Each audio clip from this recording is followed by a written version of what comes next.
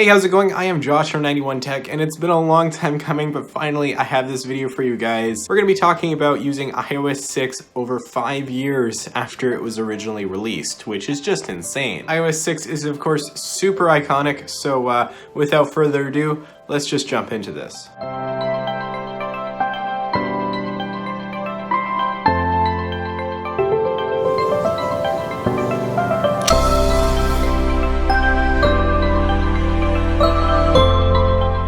So right here I actually have every single iPhone that ever ran iOS 6, being the iPhone 3GS, iPhone 4, iPhone 4S, and even the iPhone 5. So let's see how they perform. As most of you probably know, iOS 6 is considered to be the most iconic because it's the last version of iOS to have Steve Jobs' skeuomorphic design before the flat and kinda soulless look of iOS 7. Comparing iOS 6 to iOS 7, it's not hard to see the difference in design elements, and honestly, I think I prefer the look of iOS 6. That might be nostalgia talking, but regardless, it's very cool and fun to play around with so long after. Looking at it compared to iOS 11, it's safe to say we've come a really long way since 2012, and the difference between the iPhone 10 and the iPhone 5 is crazy. You have the nearly bezel-less look of the iPhone 10 with that gorgeous 5.8-inch display, while the iPhone 5 still has the home button and only a 4-inch screen. Steve Jobs believed a phone should be able to be used with only one hand, and the iPhone 5 fits that mindset perfectly with a very comfortable size that is still being used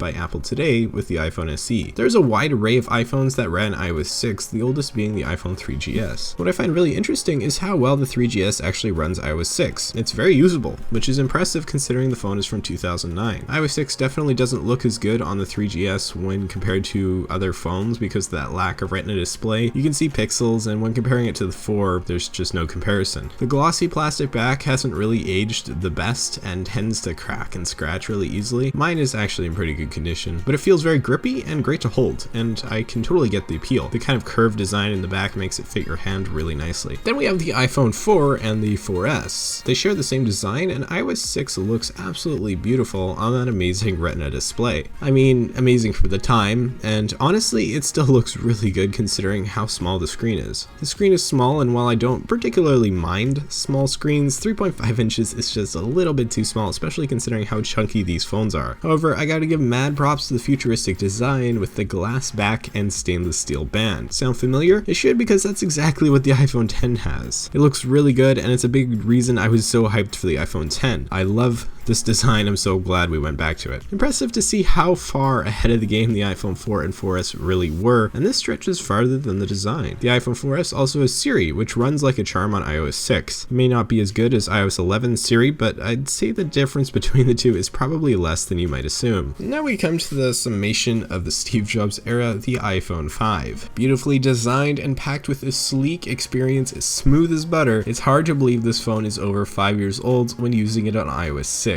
It's fast, and it's easy to tell a lot of time and effort went into optimization, something that seems to be lacking in recent versions of iOS. The iPhone 5 handles everything so well, it's easily comparable to my iPhone 10. This specific one is running iOS 6.0.1, which is essentially stock iOS 6, and I haven't even really experienced any bugs, except for this one.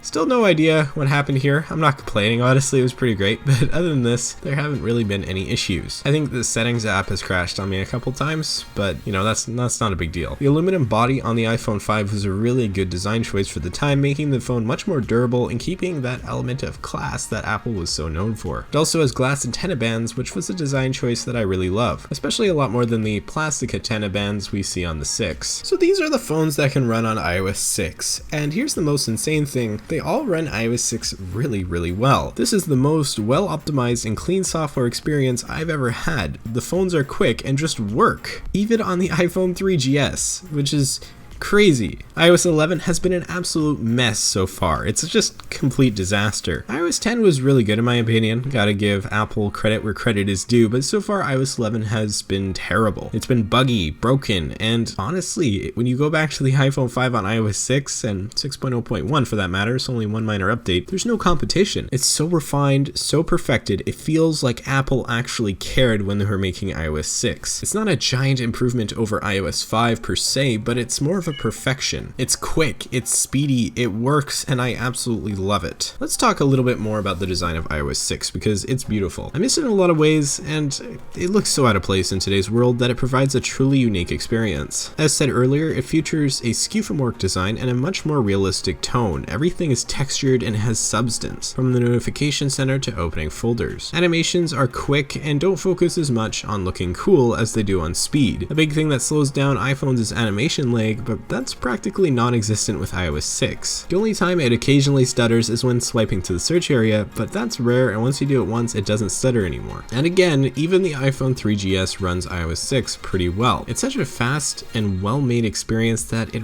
really hurts me that iOS isn't like this anymore. I'm not talking about design, I'm just talking about the consistency and perfection of the UI and everything. The iPhone 4 went from completely usable on iOS 6 to painful on iOS 7, and the iPhone 4S, let's just not talk about the iPhone 4S. iOS 6 is more focused on practicality and usability than iOS 7 and later versions of iOS. The modern vision of iPhones involve a very stylized and fancy approach, while iOS 6 is more centered around getting what you need done. I much prefer this. I don't really care about some fancy animation as much as I do about getting into my settings. Notification Center is really good here too. Shockingly, it actually groups notifications into categories based on the app, something that I wish that my iPhone 10 would do. Why exactly does Apple no longer do this? I don't know. They really should, because it's a way better system. That's one thing I've always liked about Android, they group things properly. The Notification Center also has a couple widgets for weather and stocks, which is fine, I guess. Don't really impact me all that much. Unfortunately, there are quite a few drawbacks with using iOS 6 in today's world, and a couple of them come in multitasking and the control center. When you double click the home button, the bottom of the screen raises and gives you a view of all the apps you have open. This is kind of neat, but the issue here is that you can't see what you were actually doing, so you kind of just have to remember what you were in the middle of. iOS 7 is massively better in this respect because I think the addition of true multitasking and app switching is something that basically everybody uses on a day-to-day basis. Closing apps in iOS 6 is kind of cool, but a bit of a pain. You have to hold the app until it wiggles and then kind of delete it as you would when uninstalling something. Again, it looks cool, but functionality-wise, it's way behind what we have today. There is technically kind of a control center in iOS 6, but it pretty much sucks. When you're in the app switcher thing after double tapping the home button, if you go to the left, you'll get some basic audio controls, and if you swipe again, you'll get your volume control. At least it has this, but I use my control center so often for brightness, Wi-Fi, flashlight, etc. that I think I would go crazy having to deal with this for too long. For the time, I would say this is completely acceptable, but since we've improved, I definitely wouldn't want to go back. I tend to change my brightness a lot during the day, and so I've made a lot more trips to the settings than I would normally have to with this iPhone 5. There's also no do not disturb button in the control center, which means even more trips to settings. Quickly, let's talk about the camera app in iOS 6 because it's kind of neat. So when you open the app, it actually has a little shutter animation, which is really cool, a lot like those old-timey cameras you used to see. And every time you take a picture, it looks super cool. It's a little bit slower than with newer phones taking pictures, but I don't know, I just really like the look. So this isn't really relevant to iOS 6 per se, but here's a little bit of the evolution of iPhone photos, starting with the 3GS to the 5, and then I also threw the 10 in there just because.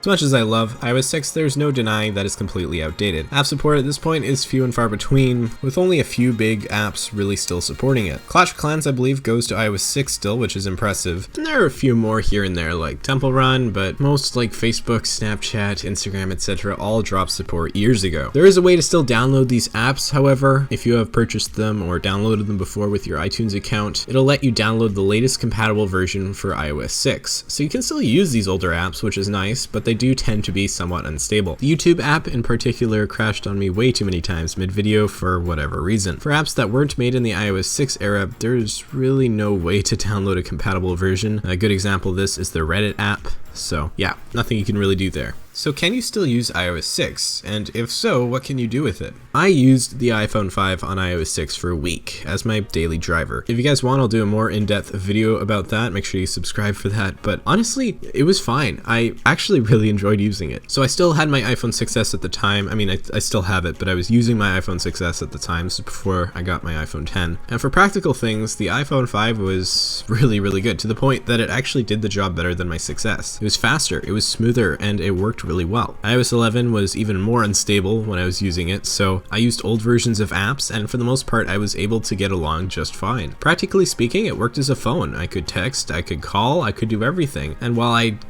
had a few inconveniences with, like, say, changing brightness or do not disturb mode or whatever, functionally this thing was perfectly sound, and all in all was a really great experience and a nice change from the norm. iOS 6 is going to be iconic forever. If you had to, you could use iOS 6. It's completely fine. You don't have to though, and you shouldn't. As much as I like iOS 6, there's no real reason to keep using it. The only phone that you're going to probably be able to find on iOS 6 without too much difficulty is the iPhone 3GS, and I definitely wouldn't recommend using that thing for too long. It does get slow. It runs iOS 6 pretty well, a lot of the UI and whatnot, but when it comes to apps, texting, calling, whatever, it does slow down a lot. Plus the camera is terrible, so you can't go back to that. If you somehow found an iPhone 5 on iOS 6 and you were really determined, yeah, you could use it on iOS 6 as your daily driver if that's what you really want to do. Is it worth doing? No, I would say for almost everybody, it is not worth doing. iOS 11, despite it not being as smooth or as clean of an experience, is better. It just is. It's newer and it's supported, and that's really what matters when it comes to a phone. It's kind of a pity that the iOS 6 and Steve Jobs era just in general has so quickly been forgotten. The iPhone 5 is stuck on iOS 10 now, finally lost support, and it's kind of over. Everything now is more the Tim Cook, Johnny Ive era, and for better or for worse, that's what we have.